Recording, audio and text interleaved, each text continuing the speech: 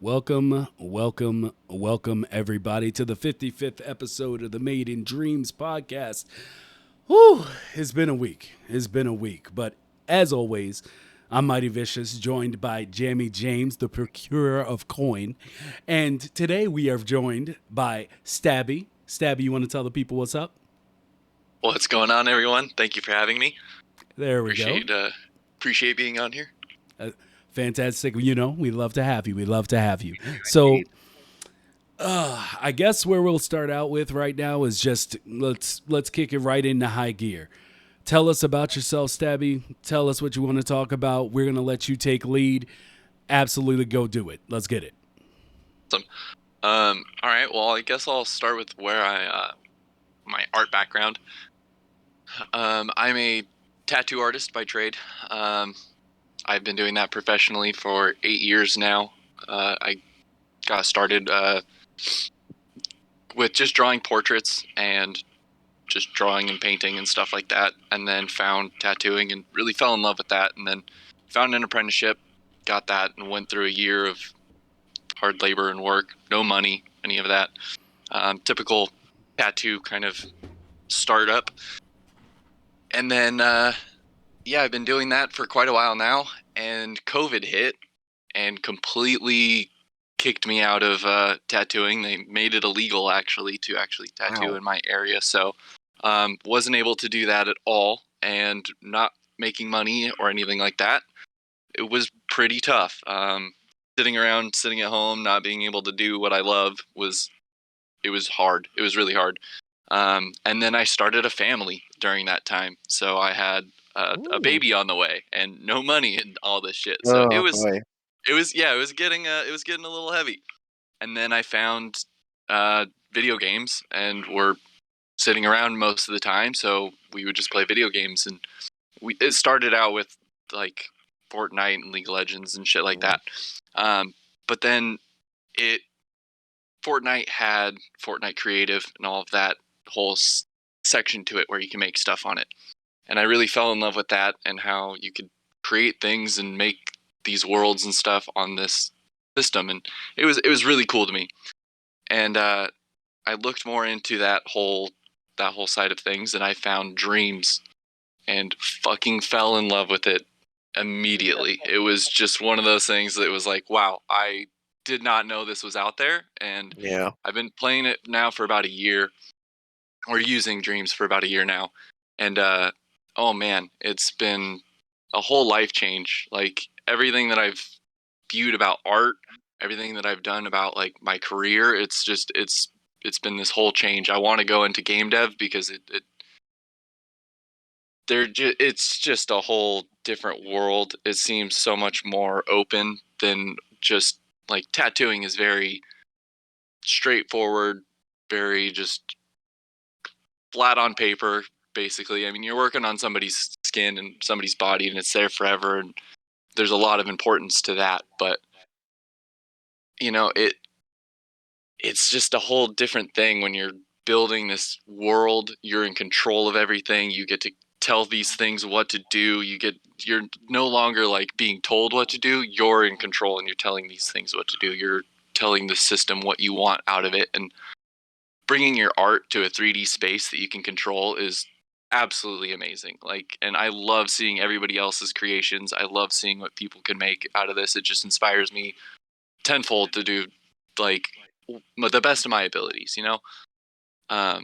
So yeah, that's where I'm coming from, is just being a broke artist, I guess, looking to get into a new career field and starting from the bottom, I guess, and work my way up. So I'm treating it like a tattoo apprenticeship, just learning everything that I can about game dev and the whole gist of it, the core mechanics, what makes a game, and all of that.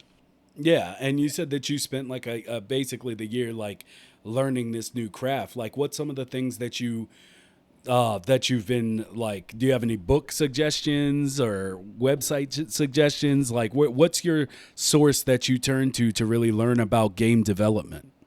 You know, I've just been going through online. I look everywhere for just anything that had like this sticks out to me that I feel would be important to game dev. I watch a lot of YouTube. I look through a lot of.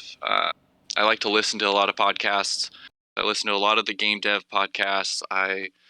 So pretty much any of the ones that are available on Spotify, I've listened to them. Any YouTube like the GDC talks and all of that, I really enjoy those. I'll sit there and listen to those for hours. But I'm also working on dreams at the same time, so I've got working on game dev while I'm listening to game dev. I'll be reading. I have my iPad here in front of me. I'll be sitting there. I'll be reading through articles and stuff like that. I like.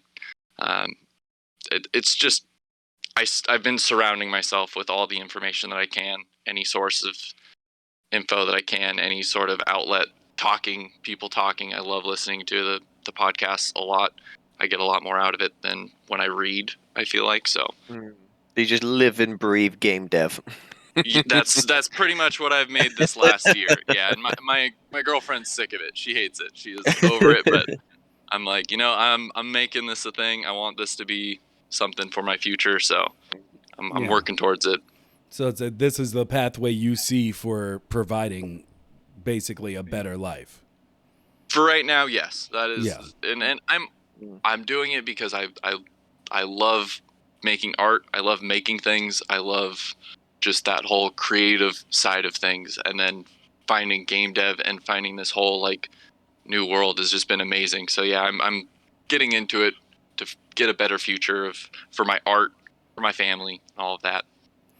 And would you say that I've noticed in a lot of the creations you've made, which we'll get to the assets that you create, but it seems like you gain a lot of how would I put this?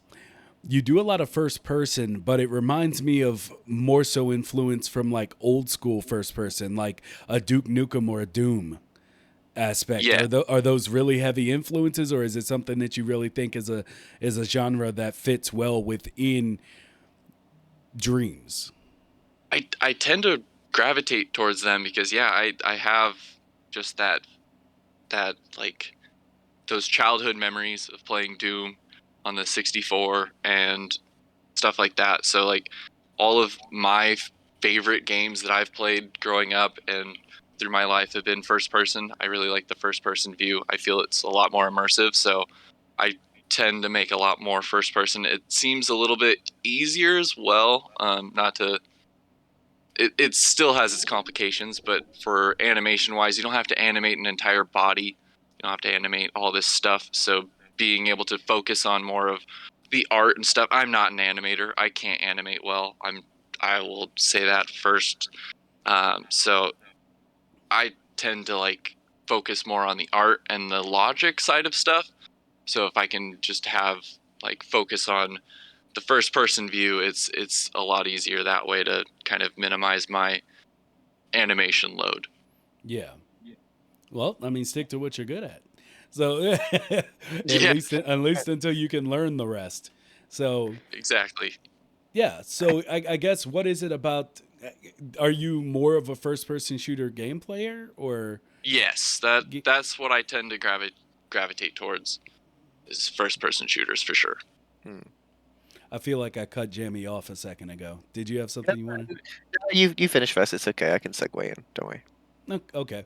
So basically, next is the assets. Like, what was your schooling before you got into this for gaming? Like, what led you to tattooing? And I guess how did that help segueing into this? Because I feel like it would be weird, but like I know another dreamer who came from tattooing, and they have like a classical art background. Like, do you? Yes, I spent most of my tattooing career oil painting and learning like color theory and all of that. So I've got all these little like color theory tricks and tips and whatnot. So when I approach sculpting, and painting and all of that in dreams, I have all of that background knowledge that I apply to it. So like with mixing your complementary colors. So if you're wanting to make something darker, so if you're having an asset that you want darker but you want it to stay that color, you can add its complementary color to it. So let's say you have a red circle and you want it to be just a bit darker but you want it to stay that red hue. You add a dark green to it and you paint over it just a light opacity with a little bit of a dark green, and that will completely make it darker, but it'll also keep the color. Whereas if you add just like a straight black to something with a light opacity, it will mute it. It'll mute that color, so you won't get the bright red. You'll get a more muted tone. Whereas when you add a color to that color, it will keep that hue. It'll keep the brightness. It'll keep the color, but also make it darker as well. So there's all those kind of little tips and things that I use when I approach sculpting and art in dreams. So yeah, it definitely had an influence on the art in dreams, working with tattoos and that whole background.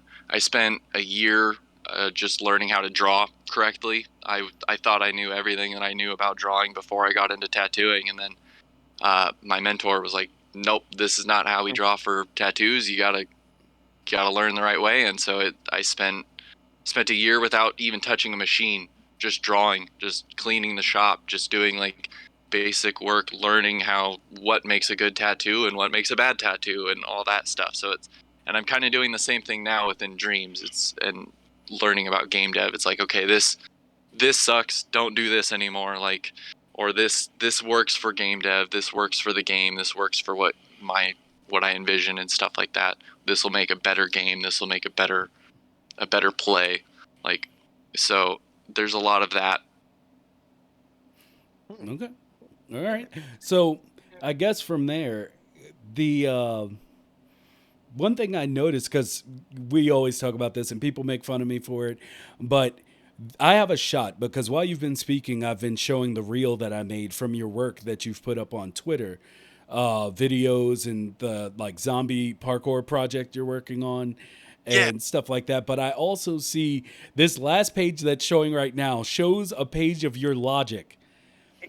And I just want you to know that is spaghetti stress. logic. Yeah, Yes. it is stress inducing. Yes. Oh my God.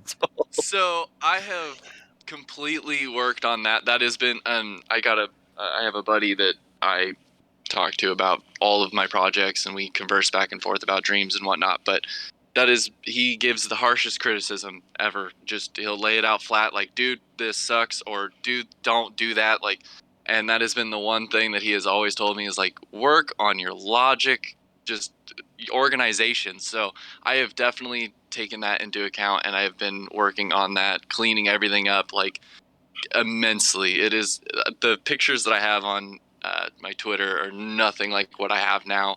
I've completely organized my whole system. I've reworked it all because I was working through the spaghetti. I was just working with it, and yeah, it was hard to keep organized. It was hard to keep. I don't know how you managed just to remember what's what with it. There was so much of it. It's just crazy. I don't know. It's the having like wires connecting between different things and the gadgets and all of that. It keeps it organized for me because I could see it. I could see where it trails off to. I liked having that connection. But now that I'm doing it more and getting more organized about it, I've worked out easier systems and labeling and label everything. Everything has to Yes, have a label on it. Oh it my does God. indeed. That was Yep. one thing that I didn't do for the longest time. But yes, now I'm labeling everything. Even if it doesn't really need a label, it's got a label now. So You yeah. just call the label label. Yes. Milo Artie in chat says that that's a beautiful page of logic. He says it gives him peace. So I don't know. I would tend to disagree. It's anxiety inducing. Yeah. Yes. But looking at it now, I totally am like, oh my God, I can't believe I was functioning like that. Like, as a person coming from art and not necessarily game design, ultimately why I brought up the logic is what helped you learn that? Like just doing it. Yeah. Like, fail faster, find the fun. So and like it's literally just like doing it over and over and over again. And from the start, like as soon as I found dreams, it was like, okay, I want to make a shooter. I want to make this. So instead of just getting a template off the Dreamverse, I followed a tutorial by Christian Lewis. I followed his like 12-part first person or third person shooter tutorial and built a shooting rig and all of that. And it was like just a crash course immediately into Dreams. The first thing I did. So it was like I kind of had to like force myself to know what things were logic wise, getting to know things just by building things. And then it got into like, okay, well, I want to make this, but there's no tutorial for that. So I have to just do it myself and just try to figure that out. So it was a lot of just figuring things out. And I can't, I like computers. I have no background with any of that. So I am awful on a computer. I am just the worst. I've been, messing around with Godot on the computer this past month, and it's been a struggle. It really has, like learning like how to code and all of that stuff. But like Dreams has made it so much easier to like code and get things visualized. I like like uh, the visualized coding. It makes it so much easier for me to see what's going on. So I don't know. It made it easier. It definitely made it easier.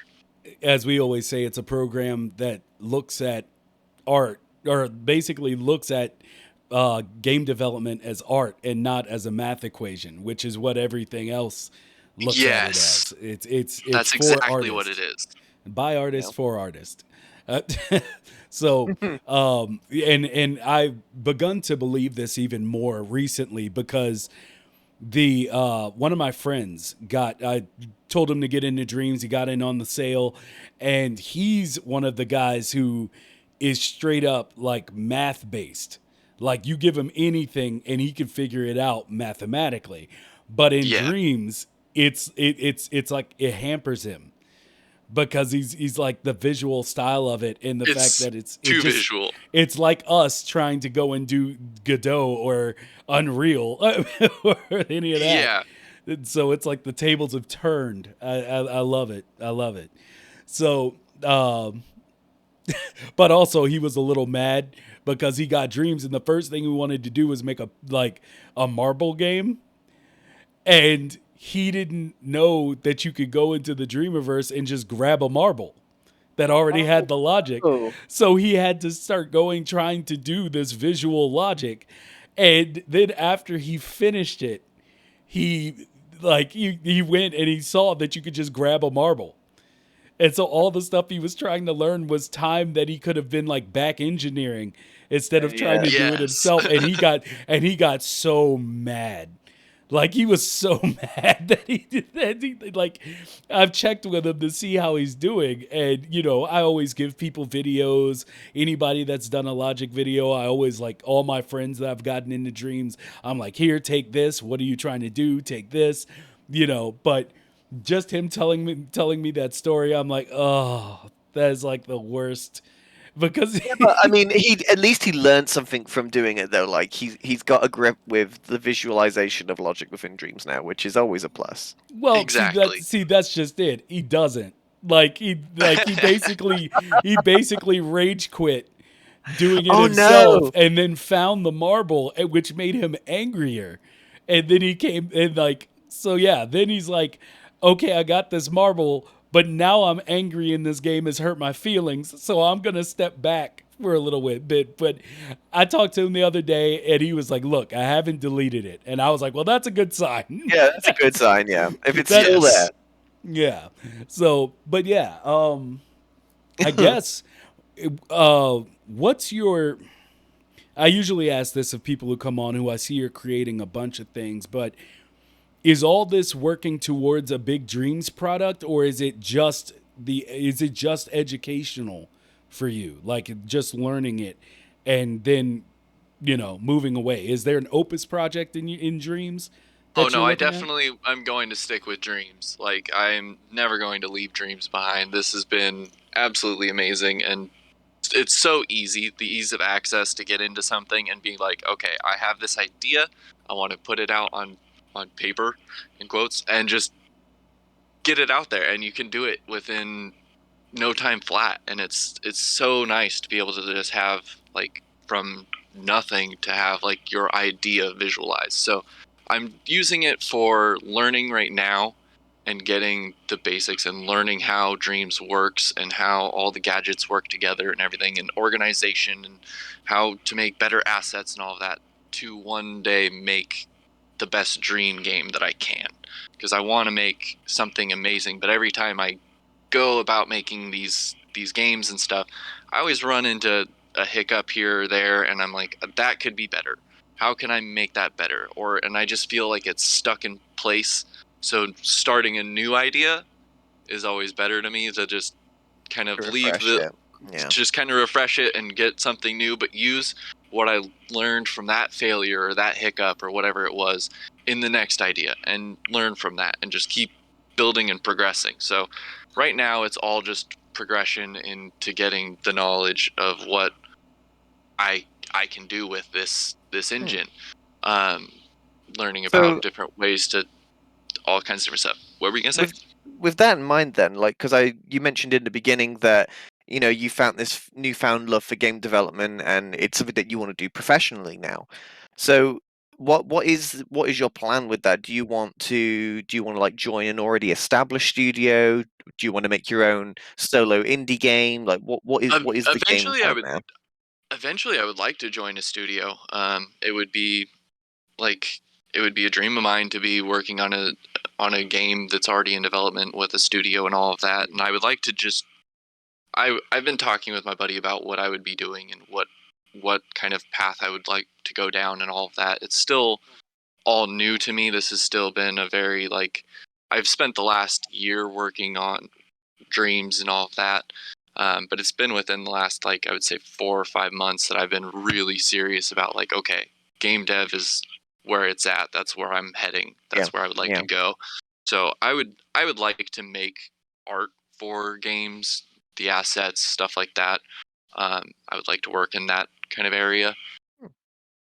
So that's where I mainly focus within Dreams. I do a lot of logic and stuff like that, but when I do logic, I'll work on logic for a couple days, and then I'll take a break and work on sculpting and art and stuff like that for another so while, and then I'll go back into logic and all of that. So I focus a lot on art. So essentially, you'll be using Dreams as a way to build your portfolio of asset development and art in general, to sort of use Yes. that as a way to build a base for your future with game development. Exactly. Okay. Well, let me ask you something on the flip side. let me ask you something. I'm gonna be straightforward. What is it? Like? What do you feel you can do with logic? Like, how do I put this a little easier?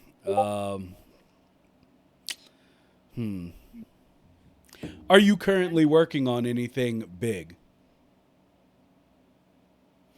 And then, do you want to?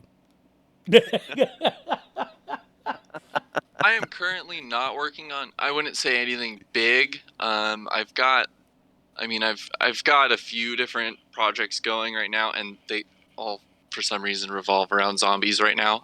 So I've got a first person shooter zombie project that I've got kind of running in the background, and then I've got this zombie project where you play as a zombie and you run around and do some parkour and all of that. I have videos of that on my Twitter. Yeah. But yeah, no, I'm not on any big projects or anything like that. I don't have anything big going. Okay. Well, we can come back to that, but we're going to talk after the podcast. That's Awesome. We're gonna have a convo. Yeah, we're gonna have a conversation.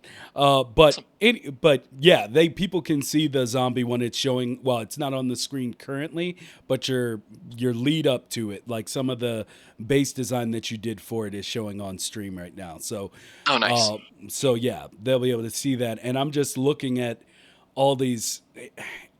I can really see, and the reason I did these like lead up videos before showing it was because I can see how you've been studying studying the art of video games as a whole, like even your gray boxing and like testing out the idea of a level or movement and traversal before you even add any detail to anything. Like you really start at the base, which is what I'm not used to, and I know that I have to work on now currently for our project, because a lot of the times I see, like, I'll think about something like I always bring it back to movies, but the way I work is I think about every detail for like Me months. too. Me too. I Yeah, am the same way. and then So when I totally understand that. and then when it comes down to actually putting something down, it's like I know exactly what I want. There's no gray boxing. There's no like setting up the sketch, if you will, the digital sketch of what I'm going for. It's just like, nope, need the assets and I'm good. And I just go straight for that. But yeah, seeing this and just recently, as we brought up last week on the podcast, having to get more in tune with game development itself has been pretty exciting, and I'm glad that it's to have you talking about it as like a new way, a new path in life for you. It's and I love that. I love that story because I don't think out of all the stories we've heard, I don't think we've heard that one yet No. of Awesome. like where someone has started, because most people, like, we've had like Captain Morgan who, it's like where he started and it doing the same thing for him, but to have kind of like this giving you a new path of life when an old life is on the brink of ending and all these changes are coming in, it's cool that we can have something like Dreams do that for people. So It's amazing that it has that so much power. Like Dreams, as if you just look at Dreams on the front face of it, people just see, oh, it's just a game that makes games. That's pretty cool. But there is so much power in what Dreams can actually influence people by. And, Stabby is a perfect example. Tattoo artist going game developer. Completely life changing situations where it's going to flip his life upside down, all because of what he experienced with Dreams. Just goes to show how powerful it is, and what it can truly bring out in you. Just awesome. Exactly. and so you had a few things you wanted to talk about, and I want to give you the chance to walk it in before we really get started and I don't stop talking. So you said you wanted to talk about the idea of monetization in a sense. Say just in a sense. I don't want to say like the whole like monetization being brought into Dreams and that whole like being developed into it, but Yeah. I'm talking more like just putting out your information and saying if you want to donate to the cause kind of thing. So like a And Patreon in a sense. in a sense, yeah. Because for with Patreon, I'm not 100% sure how Patreon works. I don't have one, so I can't really speak for that. But I I feel like you have to give something back if you're going to be getting donations and stuff like that. So no matter what platform it is you're receiving the donations from, you have to have a promise of giving whatever you are getting the donations for. So I mean, I wouldn't be saying like, okay, give donations to everybody who asks for them, because I mean, I've seen plenty of people ask for donations and stuff, and you just don't get anything. They aren't are promising much out of it.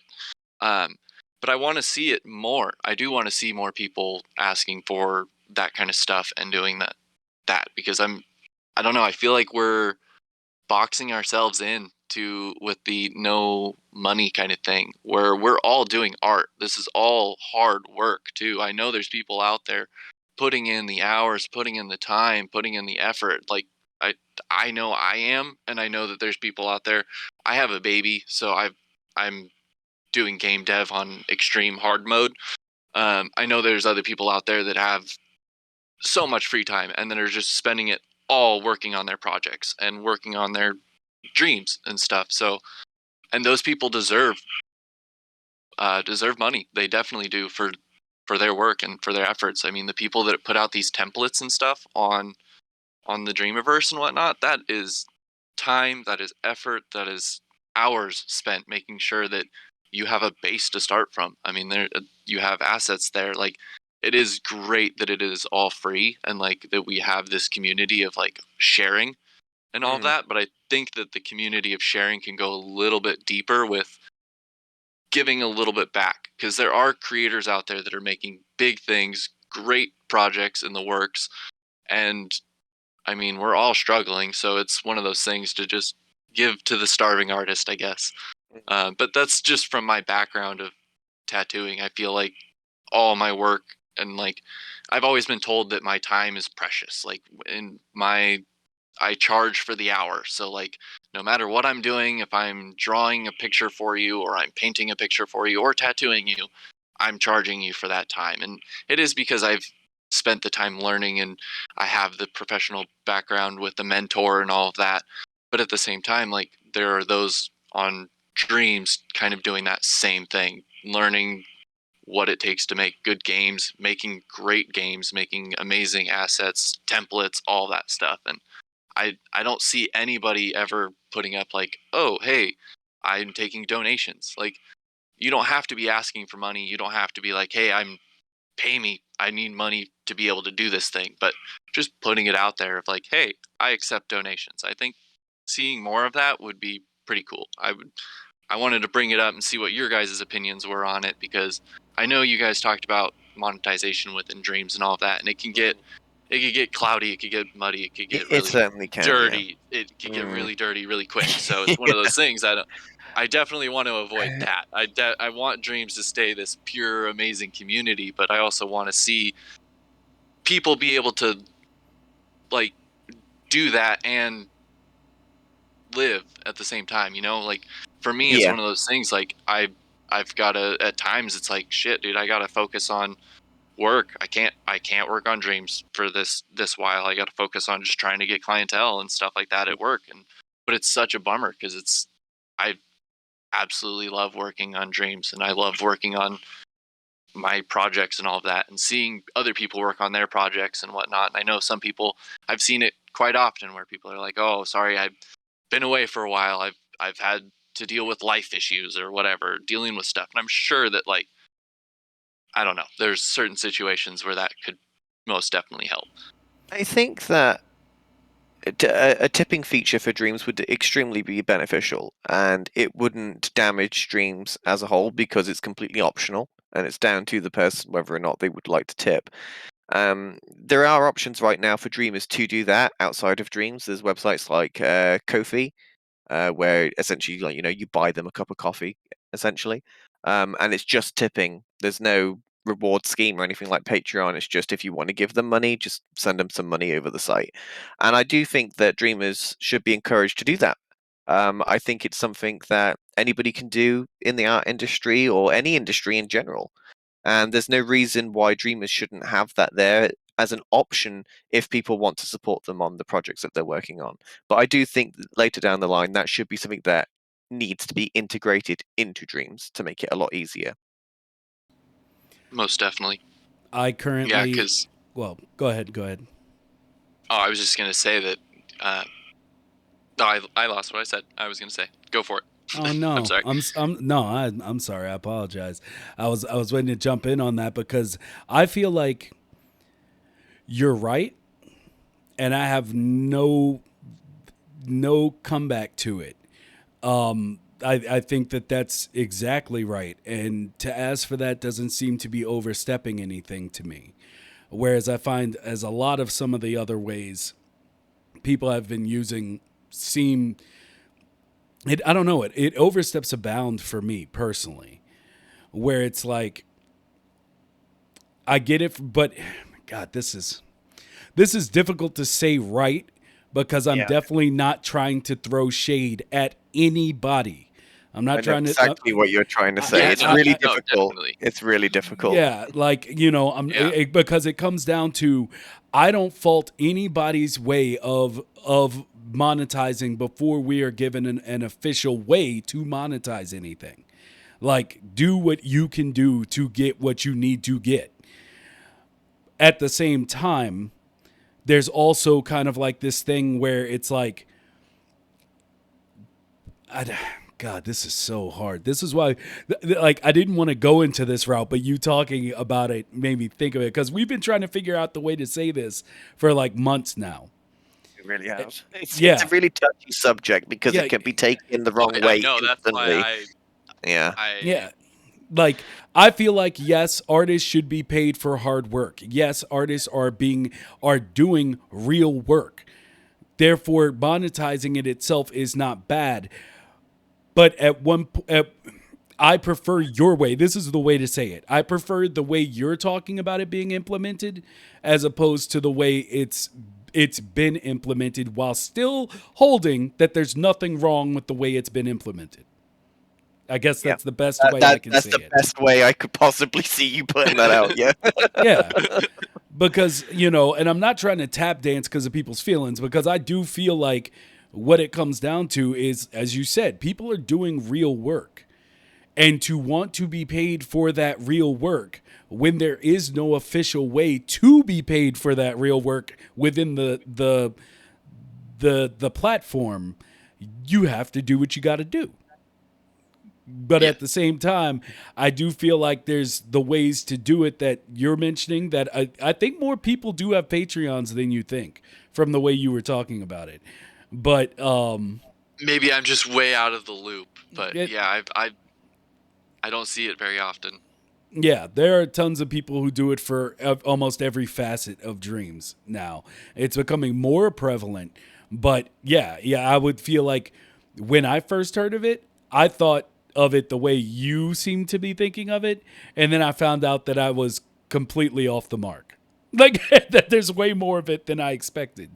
But so it's just like, I do believe people working in dreams should be paid, but I also feel like there's also a delicate balance. Yes, Like, most definitely. There's a very delicate balance that makes it so people aren't just using that. They're not using dreams for that purpose, because I can't remember who said it, but someone was saying, because they were against monetization. And I think it was on a comment on my YouTube, but someone was saying, for people to like want to get paid is not wrong, but to think that you should be paid when you weren't promised payment when the platform was created. Exactly. Like, you were just proposed a platform for you to create. And so it's like, there's nothing wrong with wanting to get monetary benefit from it.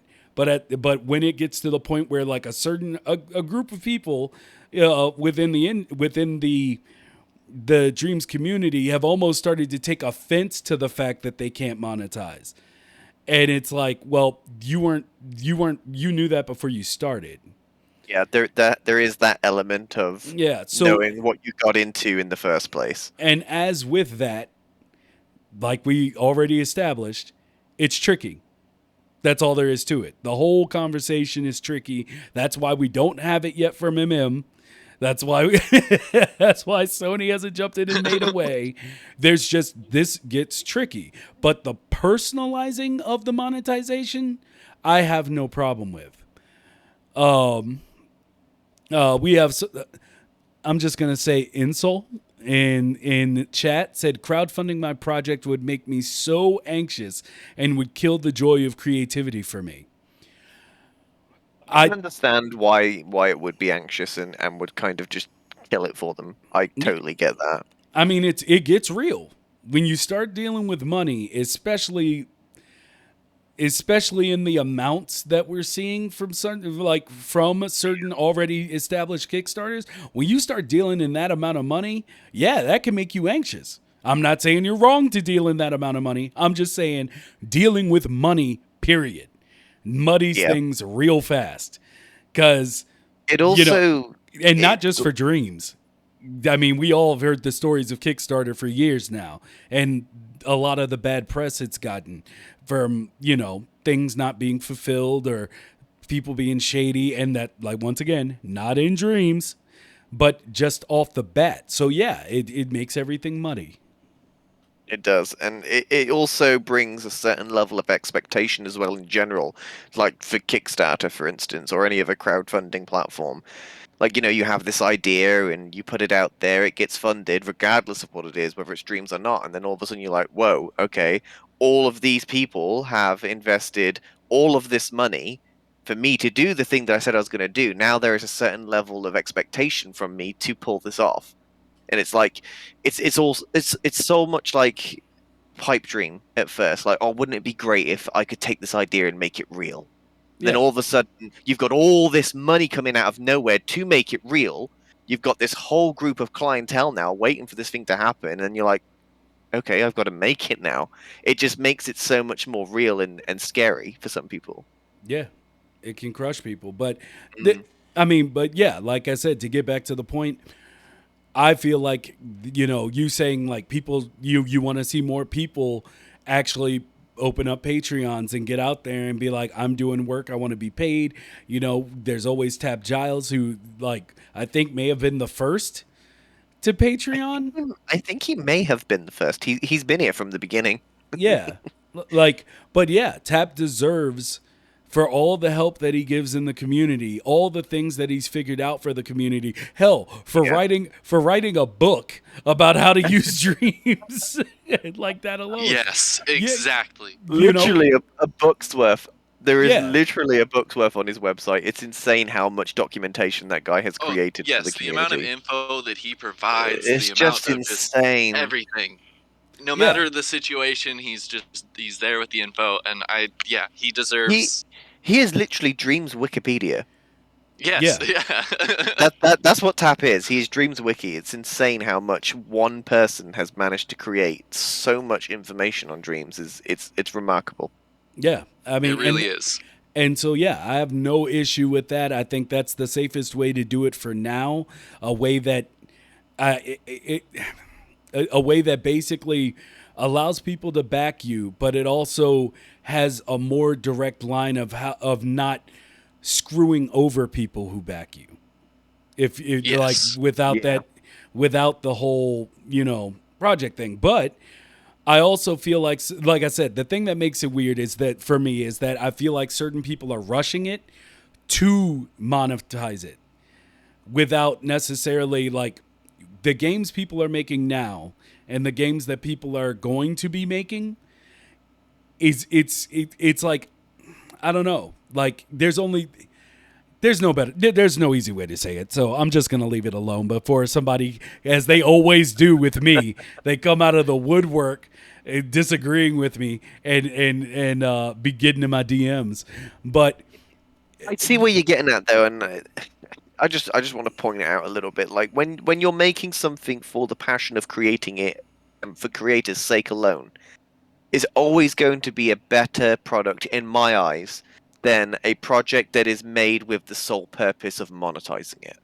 Like creating something with Definitely. the whole Definitely. intention of making money from it against a project that is made of pure passion and nothing else because you want to make it. That project is always going to be better than the project that is made it with the intention of making money from it. It's just the way that I feel art works. Art is a very passionate, very personal thing. And if you put your heart and soul into it, you're going to get a beautiful product. If you put only effort in because you want to make money from it and nothing else alone, you're not going to get as much of a good product. And that is the problem with the whole monetization side of dreams as well. You could see a certain level of passion and individuality and creativity reduced because of the fact that they're just trying to make something that will please the masses to gain that monetization. Definitely. That's where I was getting to it with the whole like donation side of it, because I know there's multiple people out there right now working on projects that are purely passion projects and are not looking to get anything from it but just making a badass game. And those people should be asking for donations for sure. I mean, there's definitely people out there that are just kind of making whatever and just making things here and there and just kind of putting them out. And I definitely don't think if you're just rushing things and just making whatever, you shouldn't be asking for no donations. But if you've got a big project something large, a big passion project. You've been working on it. You have the core mechanics. You have artwork for it. You have all this stuff already made. Basically, like you're looking for someone to collaborate with. Like the same way you approach that, you show them that you have all of these things already in line. You have all of this artwork and all of that. You have the passions there. Everything's laid out. Then you ask for the donations.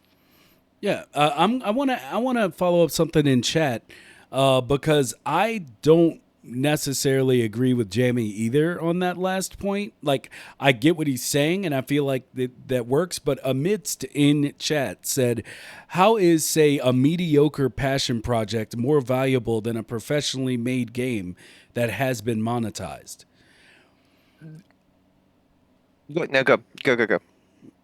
Well, I would say I don't equate it like that. Like, but he was replying to what you had said. But Yeah, it's more so. That's not the message I was trying to say with that comment. It was more so of trying to make something that would please the masses in order to gain the monetization, as opposed to a project that you would like to make but you don't want to make now because you don't think it would be as successful in the monetization game. Not necessarily what he's saying there, like, how is, say, a mediocre passion project more valuable? It's not that it's more valuable, it's that I think the perception of what people would create in Dreams would change depending on the monetization algorithm that is placed into it. It would. Okay. It Okay. definitely would. Yeah. Mm. Okay. So yeah, just getting that straight. So, but yeah, okay, I do agree with that because I feel like you can do something to like even if you plan on it being monetized, you can put forward a very quality product that still Yeah. deserves money. Absolutely. But to speak about it within the context of Dreams, as in how it would change the community. Yes, I do feel like that is definitely real, and I mean for real, I think we're gonna see just how much very soon. So Yeah. we'll see on that. Um I just don't like I said, it's it's such a tricky subject because it also goes into personal opinion as Yes, far it's a as loaded subject for sure. yeah, because I And mean the problem with it is, well, that it's so subjective because we don't know what type of style of monetization is going to be implemented into Dreams, if any at all. Because the way that monetization works in Dreams will also determine how things are going to play out for Dreamers and what content they're going to create in the future. Because if they monetize in a way of just having tips, then for instance, let's just say they decide to do that, so you can just tip a creator like you can with coffee, then that's not going to necessarily change the direction in which Dreamers are going to create content. But if they decide to go with the traditional route of monetization, where they'll play an ad before you can play the game, or I don't know, like after so many plays you get so much money, or whatever the case may be, like the monetization in that traditional sense, if that happens, then I personally can't see any way where the content that Dreamers are going to create is going to change. So it's all completely down to the way that monetization is introduced. And until we know that, we have no way of knowing what's going to happen with Dreams and the and stuff that's made in it.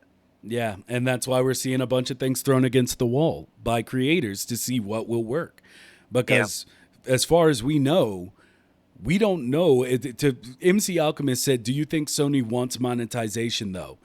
I And do. and I 100%. and I would say yes, but we don't know how they're going to do it or what system is going to be placed, and so it's still just up in the air how all of it will come about.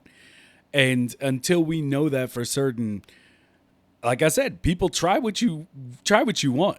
Like do what you can, stick, see what sticks, see what is shot down by the community, what's not shot down by the community, see what people like, test the waters, and there's nothing wrong with it on anyone's behalf. I just hope, because I think this is the only way I can say it. Where I've been trying to think this whole time how to say this. Okay, the only thing I can say to people is this: please hold your integrity. If you are asking for money from the Dreams community, please uphold your integrity. Don't do it for money. Because the moment that becomes the driving force, I really do feel like we're going to see more negative than good. Like, the community's growing together. In what sense? The negative in what sense? As you pointed out, like, what it's going to do to the community if every single person is trying to monetize and not in the way currently of trying to do like a Patreon or Ko-fi, where it's like you're actually supporting an artist. But if it's like, let's say you did a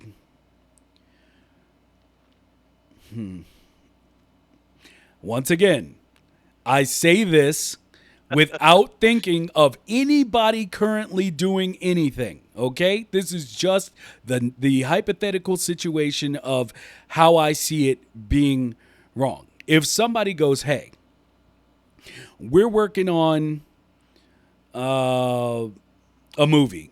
Let's say we're working on a movie. And I want $300,000 for a movie. Okay. Well, at that moment, because I always think in movie terms, okay? This is my wheelhouse. $300,000 to an indie filmmaker is enough money to make. Let me take the middle ground here. I've seen filmmakers that can take that amount of money and make 15 movies. Okay. So that brings to the question, do you need $300,000? $300,000, or are you trying to shoot way above where you're at? And that can only be known by the person asking.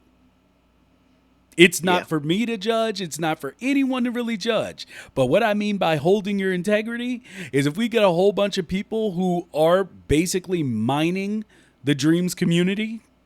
Yeah, I see where you're getting at, yeah. That's a problem. That's when the negatives start to set in. So, like, let's say, because everyone knows I'm trying to, like, my whole thing is movies.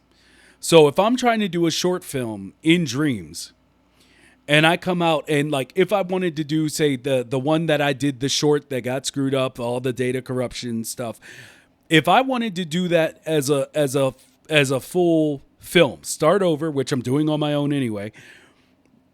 If I wanted to start over, I think the max I would ask for, and I mean the max, I feel dirty even saying it, but if I said I want 10,000, I feel like that works. But if I came out and said, hey, I want 150K, now I'm mining. Yeah. Yeah. There's a certain level. It's not back my appropriate to ask for. It's not back my dream or back this product that you think is going to be really cool. It's I'm going to be living off of you now. Yeah, fill my wallet. Yeah. But and so that's why I think it's tricky.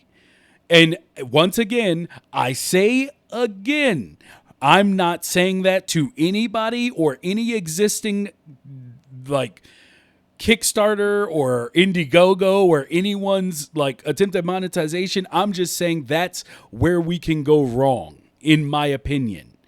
Within the Dreams community. Because the moment someone does get that, everybody else wants a bunch of people are going to come out of the woodwork to do it, and ultimately that's going to end up in some way locking. It's gonna I believe opinions negatively affect the Dreams community.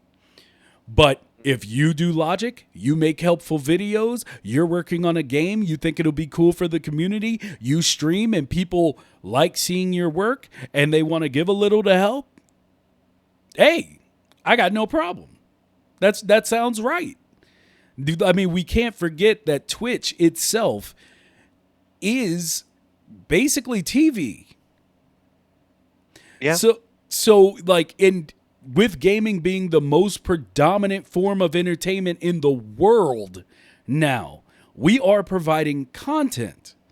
And therefore someone wanting to get paid for that, I have no issue whatsoever. None at all. But we still got to watch out because I feel like Dreams represents as a community. I feel like we represent the very best of gaming. We have anybody that is a part of this community knows that there is something about this community that is so much better than just about any other community in gaming. Yes, because it isn't toxic, and it's Yeah. pure creative. That's it. It's Yeah. so simple. It's just so simple. And so with every step we take and with everything that we do to push the platform further, to get exposure, to help Media Molecule, basically, we're the fan base. We're the soldiers out here. With everything we do, we always have to look at it because we were the originators. We're in the beta. We're in the beta. So as the voices of the beta, we really do have to cultivate maintaining the beautiful community that we have because as proven by just about everything else, it can turn on a dime. It really can. So those are my worries. Not talking trash to anybody, not looking down on anybody's project. As I said, it's hypothetical, not shooting at anybody's Kickstarter or anything like that. It's simply things can go wrong very quickly. And do we want that? I feel like I'm just talking too much, but one more thing. Perfect example. I was talking about League of Legends before we went live. And when League of Legends, when they started to franchise and it became professional gaming, I mean, even if you want to go all the way back to Halo and MLG, I was always worried because we all know competitive gaming is toxic anyway. But when they first started talking about teams and franchising and all this stuff, my mind just sent off a red flag. I'm like, as toxic as it is, it's about to get 5 times more toxic because now you're bringing in sports fans, which is a whole different breed of fan. Like, it gets insane. And so that's the way I approach this, because when you start talking about being able to make a living off of Dreams, you're literally bringing in the business interest. And we all know the business interest. Mhm. So Oh, I guess we what do y'all have to say to all that?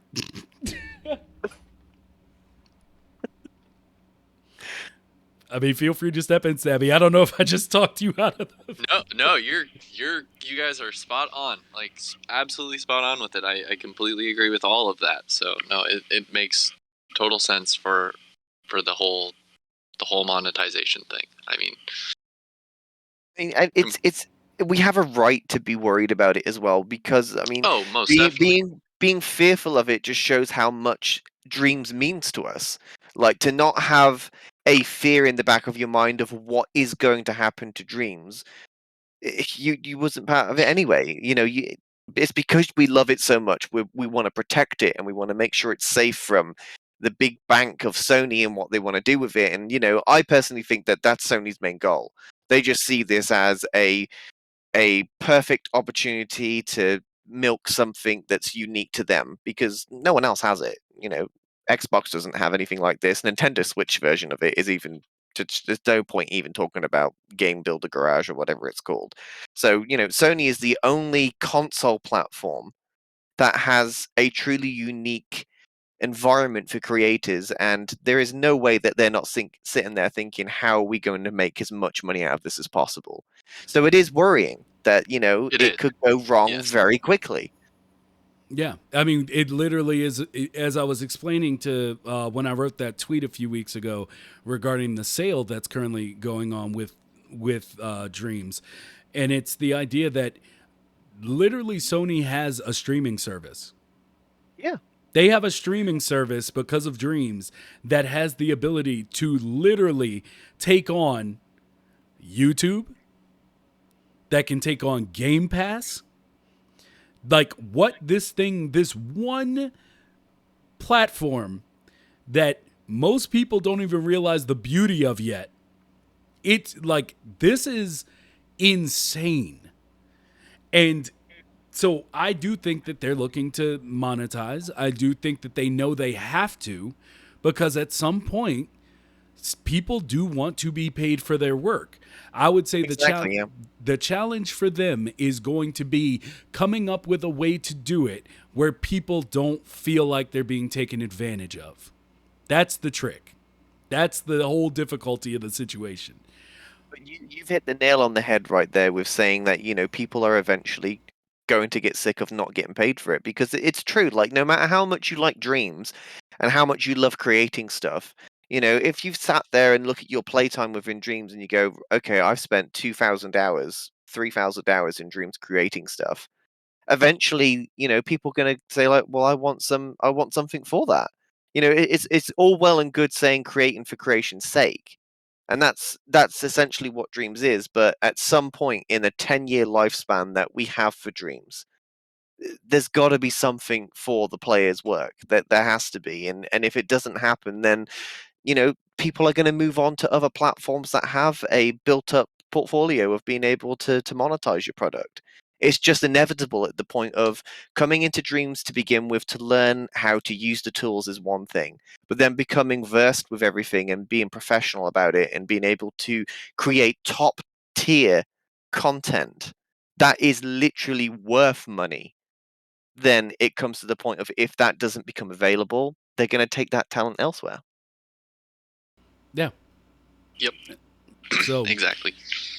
I guess was there anything else you wanted to touch on, Stabby? Like, I do, because I have really one more thing that I want to go in with you on as far as your game development, but I want to make sure you have the time to jump in here as much as possible after my 20-minute spiel.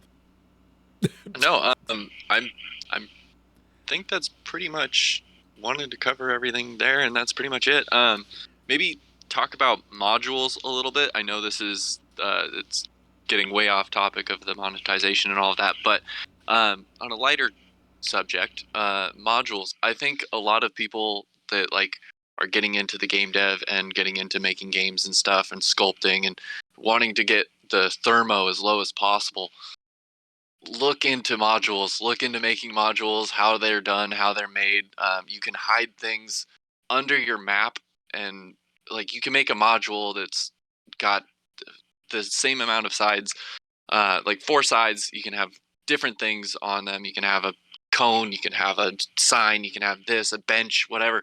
And the bench will be sitting on top of your map and you can see it's an object, but then everything else is laying underneath your map. Modules are the best thing ever. That, like, when I discovered how to make a module and like how they work and how they make your map that much better, like it's such a game changer for me. It's like learning how to make modules. And anytime someone asks, like I post up on Reddit and on Twitter and whatnot, and sometimes people will be like, are you looking for collaborators? I would like to collaborate, stuff like that. And I go in and I'll ask them. That's the first thing I ask is, do you know how to make a module? And everybody's response is always, no, what's a module? What is that? Like, and I think a lot more people need to look into that and start using that in Dreams, because that will help everyone's thermo. That'll make all the maps that much more detailed.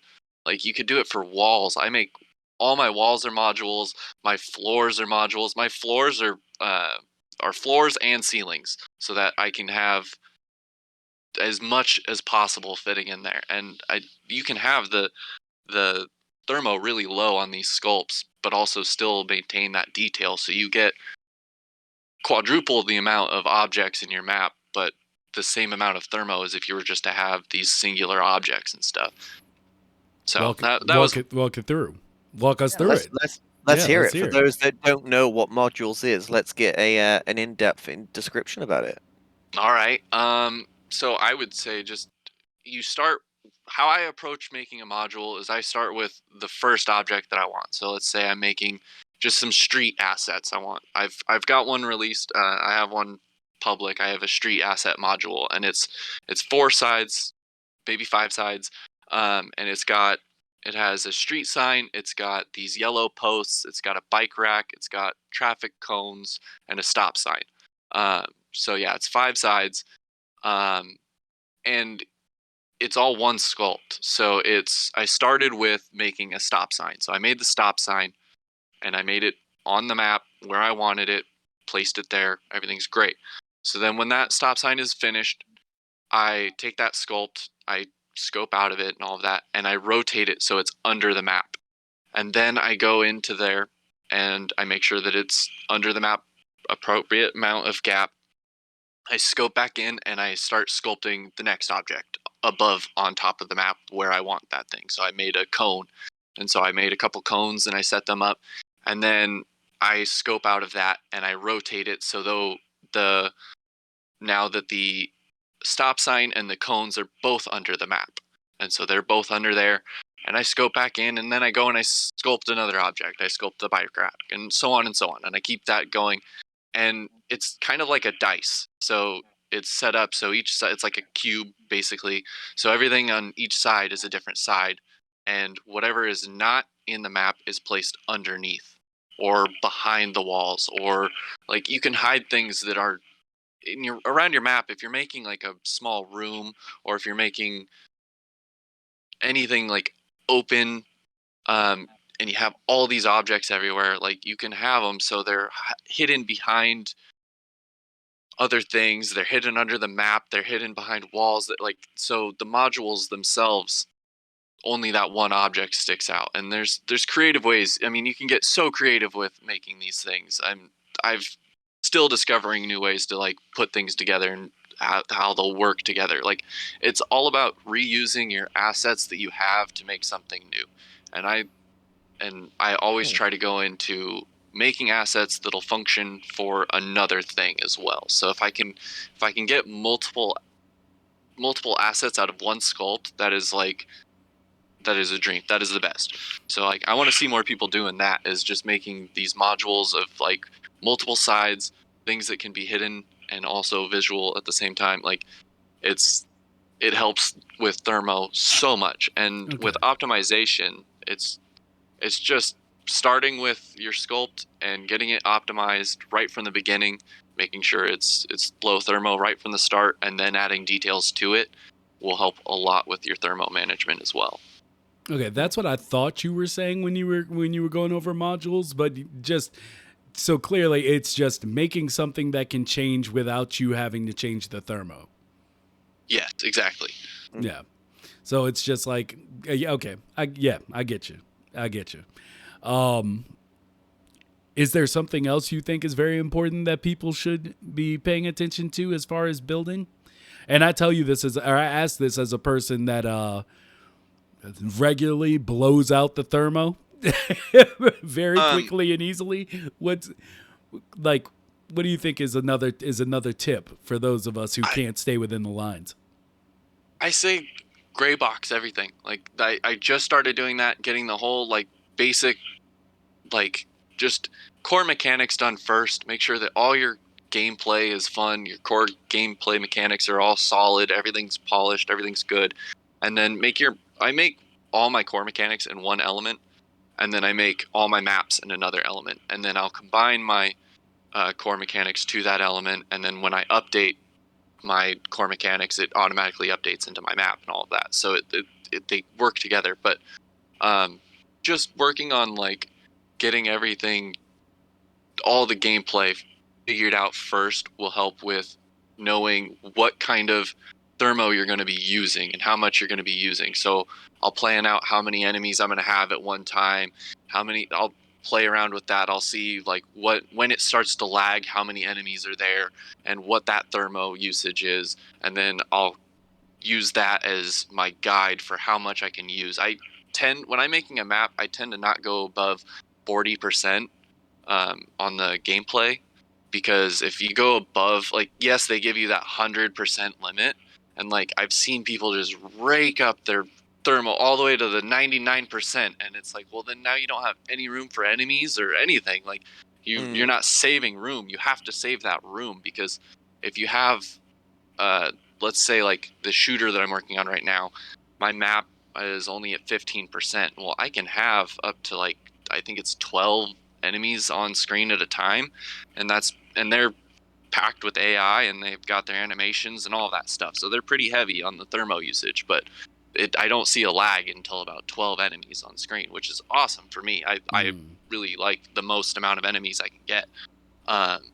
So yeah, it's just all about planning that beforehand, before you go into making your map and making all of it, because I see a lot of people focus on making the map first and making everything look pretty and really detailed and all of that, and then they add their gameplay to it and they make like the game around that. And I don't see a lot of people level blocking or anything like that. I want to see that more too. I want to see a lot of people like, it's art is encouraged. Like I mainly focus on Reddit. I'm mainly on Reddit for most of my stuff. I kind of stay, like, I'll post up on Twitter and stuff, but then I'll take that over. It's more for getting it just so I can post it onto Reddit. But I see a lot of like the things that get the most upvotes and the things that get the most likes and all of that are from things that are just look pretty. They may not play well, they may not have like core gameplay mechanics or anything like that, but they look really pretty, they look really cool, they look really awesome, and that's great. I love that. I love the art side of everything. But if it doesn't play well, it doesn't play well. Your game's not going to play good. If your game isn't good, your game isn't good. It doesn't matter how pretty it is. So level blocking helps with that. If you level block out your entire game before you even make it look pretty, and you're playing with basic squares and circles and shit, and that plays fun, then when you add the art to that, it's going to play just as much fun and look pretty and have everything well-rounded. So I want to see that a lot more, as people level blocking, getting just, and I want to see that praised. I want to see people not like, I want to see that upvoted. I want to see when someone's level blocking or has just basic gameplay mechanics and they're showing that off, I want to see that get the love that it deserves too, because I think that can be discouraging, is when you post up something like your core gameplay mechanics, and if it is genuinely good but it's not receiving that attention, then it can kind of be a little discouraging for people. I see it all the time. I see it on there. I'll see some people doing level blocking or showing their mechanics, and it just doesn't get that attention that something that's grand and beautiful and all this stuff, and it looks great, but like if you play it, it's not going to play well. It just doesn't have that. Isn't that the crux of art itself, though? I mean, when it comes to pretty much, yeah. When it comes to society, it's like people don't. True. Yeah, like people don't care about. Well, I'm not saying no one cares, but the general like they don't care about what you did. It's just kind of the final product. It's kind of like, as I said, it's been the crux of art forever, where it's if someone asks you to do like, hey, can you draw this for me? And even if they do want to give you money for it, there comes a time where it's just like the amount they throw to you, it's like, oh, you don't know how much work goes into this. And I see that every day, literally every day in my job. I see that. So yes. Yeah. So it's like, you don't know how much work goes into this. You just see the final product and you think, oh, it's just how many times I've heard people say doodle. Like, oh, I mean, you're just doodling. It's like, oh, is that what I'm doing? Is this? I could have swore I was an artist, but I'm a doodler sitting in preschool, trying to ignore just doodling. How to write. They're just doodling. But yeah, I mean, I get what you're saying, but at the same time, I do feel like knowing that that's what we're up against, I feel like that's something that'll come with time. Kind of like where as the community grows, as people do, as I feel like everybody understands now, if they didn't before, what game development encompasses, what goes into it. So I feel like from people who aren't just like checking in every now and again to see what people are doing, but actually, they know it's hard to get a character to climb up a ladder, then you'll see when someone does something where someone's climbing a ladder, they'll be like, oh, well, I'm going to thumb that up. But then you have to be prepared for the fact that that also may not happen. I would say put less worth into likes, into thumbs ups, because that's the type of stuff that it can only lead to, for most of the time, it can only lead to negative thoughts.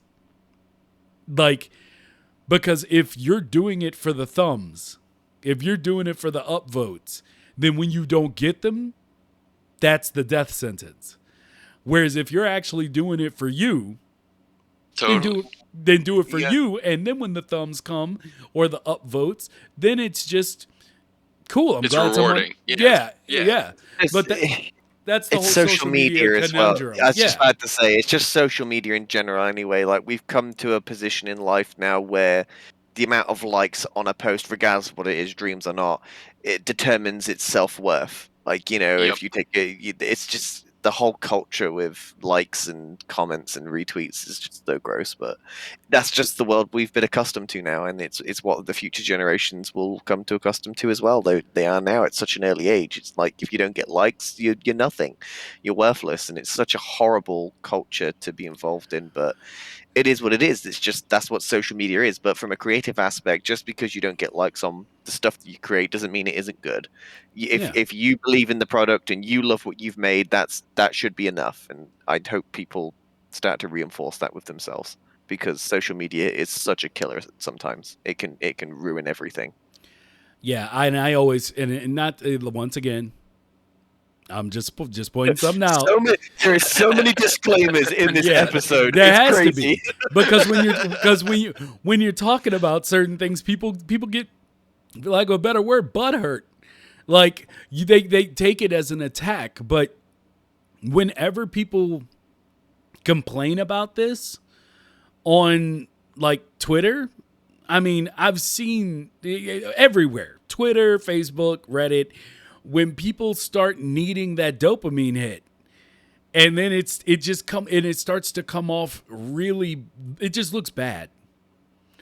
Like, even if it's someone that's like, yeah, you deserve it, but it's starting to look bad. Like, there's nothing wrong with wanting appreciation for your work, but that's why I preach the whole idea of be okay without it.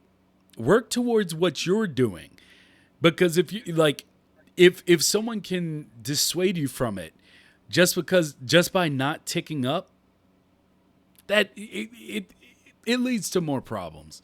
So if anybody out there is listening to it and they get dissatisfied by it, like, literally, why are you doing your project?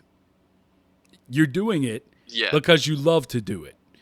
Like, there's no other choice, to go with the what was it? Super bad. It's just never had a choice. Like, if you're doing it, it's because you love doing it. If you're doing it for another reason, we go back into that earlier conversation. Yeah.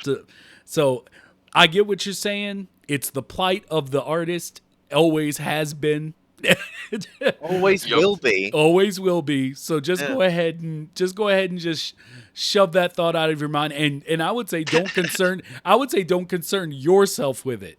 Because, yeah, I see stuff all the time where I see someone who's literally breaking the rules of dreams. And you'll see them and they'll have no hearts. If it's on Twitter, they'll have no hearts, no retweets, like barely any comments. And I'm just like, how is this going unscathed? Like, how is this? That's always my thought. Yeah, how is this slipping through? And the fact is, the world is a big place. Things are gonna slip through. Like, so don't even get that negativity going in your brain. Just say, hey, I put it out there. And as I always tell people, when it comes to Twitter or YouTube or Twitch or whatever, like, you don't know the lifespan. Like, people don't think of the lifespan of their material. And if anything, use that to kind of calm yourself. Because you do something on, like, YouTube and you're like looking at it a week later and you're like, man, I got 9 views. That sucks. but it's there forever. Yeah. Forever. So don't think about the immediate. Keep working. Keep doing what makes you happy. And then we'll get back to those views in a minute. Because I know I've had the same thought. And I'm saying it as someone not who's preaching to the masses about how they should think. I'm saying it as a person who literally had to learn it myself. Where it's like, oh, well, that's kind of disheartening. Getting a little perturbed by it. But then videos that I don't even pay attention to anymore, I'll come back and I'm like, oh crap, I have 400 views? When? Like, it's there forever. Yeah. So, you just got to think of the long run, I would say. Or just don't think of it at all and just say, hey, I'm putting it up there, so I put it up there. Yep. Char, I don't know, says, to be honest, for me, I'd rather get a job at something like art that I find worth in than having a job that I have no desire in at all. Yeah, that's everybody. That's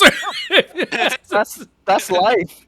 Do what you love. Yeah. I too would like to do what I love. You're dead on. I would love to do what I love. That would be so great and be paid for it. Like, that's just the dream.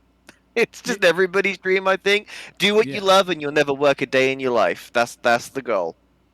That's the goal. MC Alchemist said, don't we just want people to play our games? It's fair to be dissatisfied if not many do. It is. It is. But at the same time, there's always a flip. Like, you made the game because you want people to play it, but you also made it because you wanted to make it. And what I'm saying is don't lose sight of what you wanted to do and the satisfaction that comes from actually completing a project.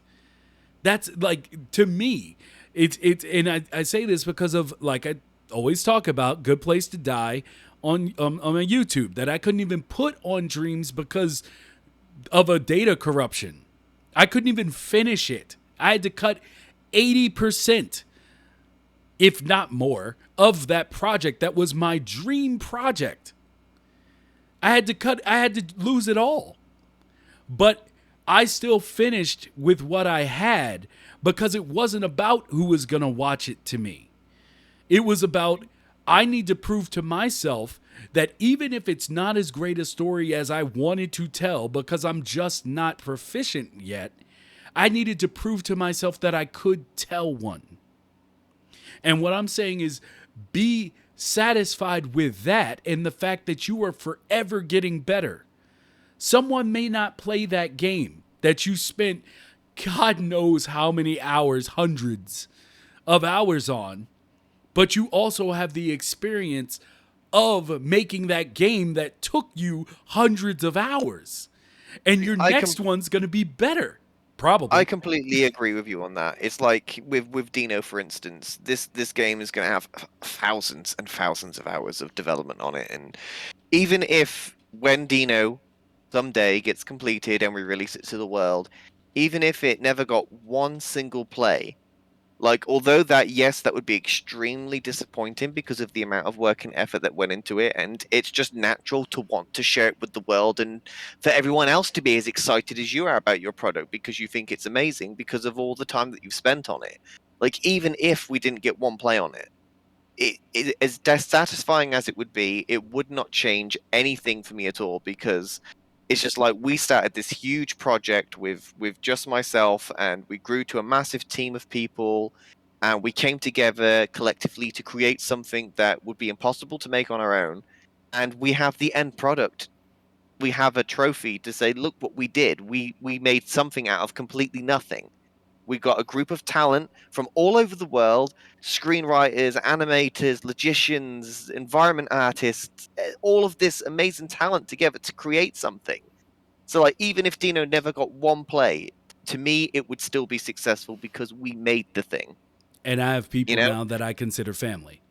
Yeah, absolutely. Yep. So long life friends from this project. It's just crazy. Sometimes that has to be enough. Take it from an old man. Sometimes that has to be enough. And I'm saying just don't lose sight of why you started it in the first place. We all want people to enjoy our art. We want people to come back and comment to us, oh my God, I can't believe the story you just told. Oh my God, how did y'all fit so much into that level without modules? Like, it's there's a lot of stuff. I'm just saying, don't get caught up. Like, we are all indie. We're all learning the craft. Yep. And not to go back to the thing from earlier, but I feel like, we have a lot of professionals in Dreams. People who are coming from the art, the art sector that are professionals in what they do. But most of us are people who woke up one day and was given a gift to be able to try our hand at something that we all thought, I think I could do that. That's it. That's it. Yeah. Mm-hmm. Yeah. I'll never stop playing Dreams if they never monetize it and I don't ever get a cent from it. Yep. I'll play Dreams. That's how much I love it. And I don't think everybody has to feel this way. There's nothing wrong with wanting to make a living. Because as Stabby put, we're all out here struggling. But I do feel like there is something else. And I think when you get caught up in the views and stuff like that, I don't think at least I don't think. I've had someone or heard the story of someone who went up to someone who was like, hey, can you play my dream and tell me what you think? I've never heard of a dreamer being like, no. Right, though.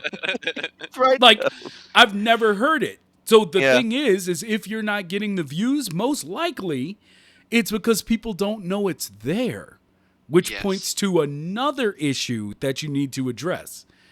And but that's it though. If you really need to get that level of satisfaction and it can only come from you hearing back what people think about what you made, then go ask people. There's not many, at least I don't think, there's not many in this community that's going to be like, no, I'm not going to play your game. Hell, there's people who've made their whole streaming career in Dreams on literally people coming in and saying, hey, play my game. Like, it's right, though. Yeah. Yep. It is what it is. And, if you want that, then you've got to fight for it sometimes. And there's nothing wrong with asking people to play your games either. Like, I know some people say like, oh, well, I'm badgering people and I'm spamming people and stuff. Play testers. It's always great to get play testers. Absolutely. Play testers is such a important part of game development.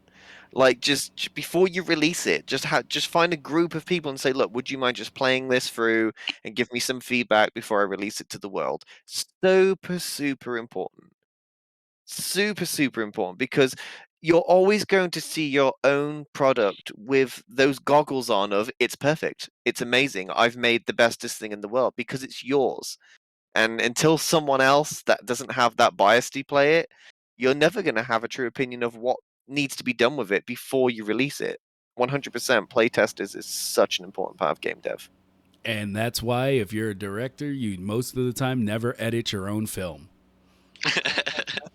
Because you're not going to remove anything. No, it's all important. You're like, it's all part of the story. This is my vision. I love it. It's a 6-hour movie. Yeah. I mean, but I do feel like, thank you for getting into that conversation, Stabby, because I do feel like that is important. I think a lot of people need to be reminded, like, why you're doing this, why you're in it. Because when I got Dreams, when I heard Dreams was becoming a reality way back in the day, 7 years before it actually got here, I was like, hey, somebody's doing what I've wanted someone to do. I can finally do that when that comes out. I got into it because it's something I've always wanted. I didn't get into it because I was like, you know what? When that game Dreams come out, boy, I'm gonna make my first million off that Bama. Like, I don't know. Like I get wanting to be paid. I do. I feel like we're all still learning. I feel like we're all still learning, and even if for anybody who feels like you've put out the best thing you're going to put out, you're wrong. I'm just gonna come You'll out. I'm always gonna do tell you better. that. I'm gonna We tell you will It's that. like most definitely do better. we've seen it so much in our own project as well, like where environment artist has made something and he spent like 150 hours on building an environment, and he's like, yeah, this is amazing, this is perfect, this is just how I envisioned it, and then like what, 3 or 4 months later, he's like, yeah, I'm deleting that, I'm starting fresh, Yeah. because he knows he can do better, and you will always be better. It's just no, for certain projects though, it's finding that comfortable line to say, you know what, it's good enough. Let's just leave it here. Yeah. It depends on the context of the situation, which I think is very important as well. Yeah. Wargarble said doing it for likes and follows is a pathway to depression and burnout. Absolutely. Yeah. And the dark side. But, both. It's definitely not the way you should be going about creating. Like, that's not how creativity works. As a matter of fact, that's how creativity dies. So That's why tattooing is dying. That is exactly why tattooing is dying. So, yeah, I completely agree with that. what, are you stuck doing birth month flowers too? No, it's just, I don't know, tattooing. You're only getting clientele if you have thousands and thousands of likes and followers and all this stuff. And if you're popular on Instagram, you must be the best tattooist ever. And I've worked with artists who've had thousands and thousands of followers, and you're like, how do you have this many followers? Your work is just, it's crap. It's not good. It's not Ooh-wee. solid. The line work is rough. See? I mean, hey, I'll call it when I see it. Like, the line work is splotty, the shading isn't solid, like, and these people have hundreds and thousands of followers, and you're like, how? Like, and why are you having Because it's nonstop because their clientele? Insta game is on point. That is Exactly, why. and that's why tattooing is It's it's not not. where it used to be. I I don't got think into it's just tattooing tattooing before though. Instagram. Oh yeah, no, it's everything. Yeah, I think it's most everything. definitely everything. Likes equals worth. That is Yes. what the culture of social media has created for everything. Unless you have the likes, you are not deemed worthy. That's just it. It's so sad. It's so Mjolnir, sad. Mjolnir will never touch your hand. You call to it, but the hammer won't come to you. Like, I mean, yeah, but and it is what it is. To an extent, it is something that's going to have to be accepted. Yep. But it only exists in that realm online. And online is not the only way to do it. I Yep. mean, it's a big way, but it's not the only way to do it. Not anymore. It's just everything's changing. And at some point, you got to change with it. But also, you still get to accept what level of getting with it you participate in. And that's where I've been struggling with my shit now, has just been trying to figure out how to play that game, play that system, but also stick to my core values and what I follow and what I believe in. So it's That's the changing. problem, It's man. hard. With social media, ethics sometimes gets thrown out the window. Mm-hmm. It's Yeah. just the way it is. And once again, we come back to that first statement. I'm just going to keep, for that first conversation, I'm just going to keep pointing it out because this is exactly what I'm talking about. It came out right at the end. But yeah, it's just, these are the things that can ruin stuff and ruin it for everybody. And I can't think of the day. Like, I just had the thought of someone being like so disheartened by like a future version of this community that they just stopped playing Dreams. And I never want to think of that again. I just don't. We move forward. We take care of each other. We love each other. As a matter of fact, I want to point out something for everybody that's in the chat. How many Dreams streamers are partners for Twitch? I'm pretty sure. That's a very good question. I'm pretty sure Elka is, but I don't think I know of anyone else who is. Hmm. And we need to fix that. We do. Okay? Never So thought about that before. Good point. we need to talk about it because it's part of the game. So if we want to play it, we'll play it. But, and no, I'm not saying do it for this channel. No. All right? Let's get that out of the way. But So many disclaimers on this episode. It's crazy. no, because you have to tell people, because people are going to be like, oh, we're trying to maximize the monetary income. I haven't monetized one thing that I've ever done on this channel. Not one of my billions of podcasts, because money doesn't drive me. That's not what makes me happy. It's just not.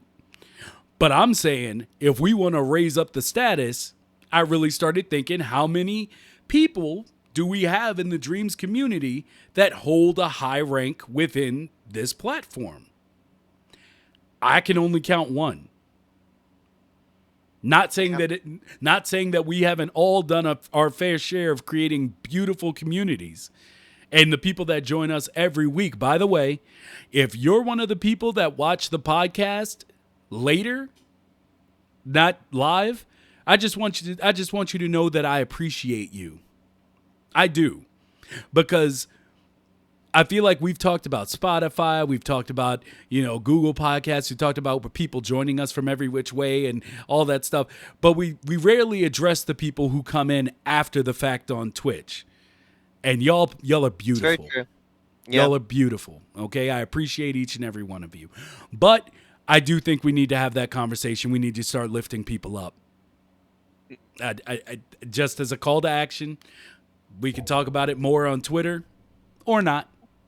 But I think it would be beneficial to raise a few more people up in the community. Just a day where we set up a schedule, and if you stream, like, we'll just take people and just be like, hey, everybody lurk this person. Even if you can't watch, just lurk them. And just see if we can get everybody 3 streams where they get over 75 viewers consistently as an average. I think the Dreams community can do it. I think we can, yeah, 100%. We definitely have the numbers there to do it. So that's just an idea. We'll see about setting it up, putting it together on Twitter, because that's the only social media I'll work with. I refuse to do anything else. But yeah, we'll try to get that done, because I think that's another way to get people the recognition that they want. Not just the person who's being raised up, but that person being able to talk to more dreamers, hear from more dreamers, and then be like, hey, but have you guys heard of blah, blah, blah, blah, blah? There we go. Yeah. Because I think the most direct way to monetize dreams currently, I believe, is Twitch. Most people don't think of it that way, but I think it's one of the cleanest ways to gain monetization in dreams is Twitch. Not everybody has the ability to use Twitch, so I get it. There's downfalls, but people streaming their work, people working on things, people being like, hey, I'm making a 2D fighter. Somebody will come in and be like, I want to know how to make that. Being able to watch it, being able to watch dreams helps dreams. So 100%. Yeah. I just wanted to throw that out there. My last explosion. Is there anything, Stabby, that you would like to discuss before we close? No, I think we've covered it all. We've hit pretty much all the bases, which Well, super awesome. I just want to take this opportunity to thank you so much for coming on the show. You've brought some really good subjects and topics today that I think really needed to be addressed, and it's been an awesome interview with you. Well, thank you so much for having me. Can I give a quick shout out? Of course. Okay, to a streamer friend of mine, Brant Dean. They're on Twitch, and then another friend of mine, Smash Tag, great animator, and that's it. All right. Smash Tag, you say? Yes. Okay. An amazing animator, absolutely ahead of the curve with animation. I've never seen. Yeah, they're doing next level shit for sure. Cool. I'll have to check them out. Nice. All right. And one last thing for me. All right. Okay. I know I talked a lot. Okay. I know I did a lot today, but everybody knows that I just have been having a lot of trouble recently because I love movies and I don't that I feel like I shoehorn it into everything else I'm trying to do, like all my other podcasts, and I'm gonna stop that. I'm gonna be better, okay? I'm gonna get better, but the way I'm gonna get better is I'm actually gonna do a third podcast that's focused completely on movies. I will be doing the return of the Nelms brothers that spoke with us regarding dreams. Gonna bring them back. I already have a few other guests lined up. I can't tell you when it's gonna start, but if you've been paying attention to my Twitter, you've seen the new intro for it. So if you are interested in that, stay tuned. Stay tuned. Other than that, thank you for I joining will. us. Go ahead. Oh, sorry. Just one more thing. Um, so if you've been following us on Twitter, you'll notice that we have a new feature now on the podcast for our Spotify listeners. We have introduced Spotify polls to the podcast. And given that monetization was one of the biggest topics of today's episode, I would like to ask the Spotify listeners, do you want monetization to come to Dreams? Yes or no?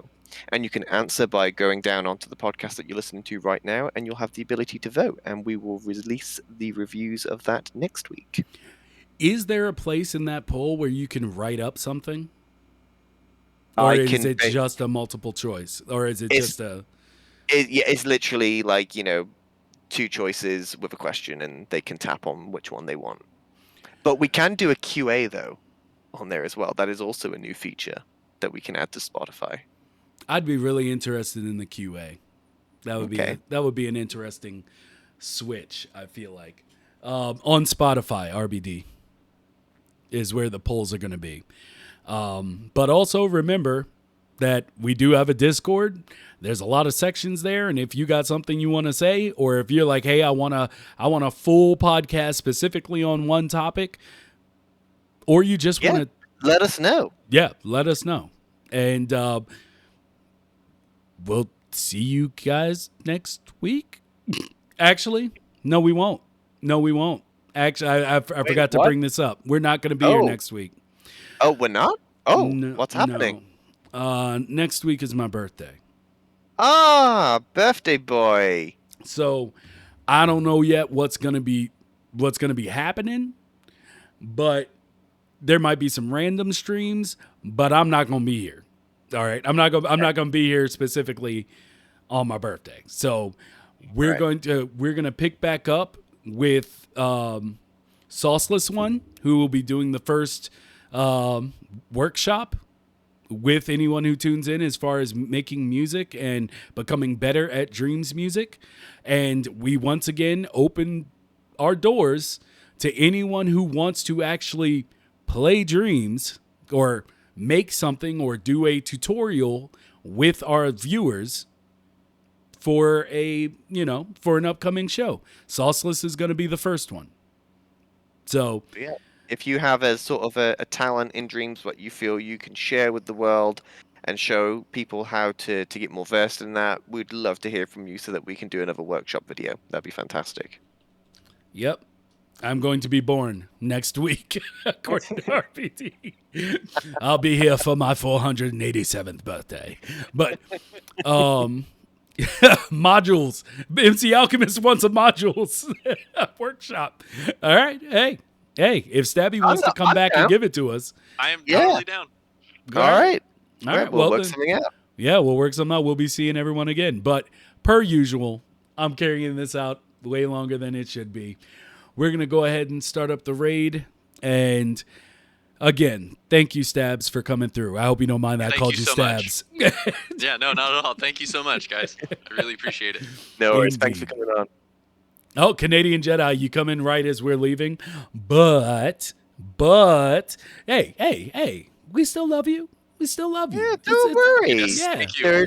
You can watch or listen in any way you want. We publish it on everything. Yep, YouTube, Spotify, any podcasting platform you got, you can just watch the VOD that's here on Twitch. It don't matter. Just spread the love, and we talked about a lot of controversial things. So give it to me next week, or the week after next. I'm not going to be here. Oh, I will. Indeed. Well, later, everybody. We out. Bye. Bye.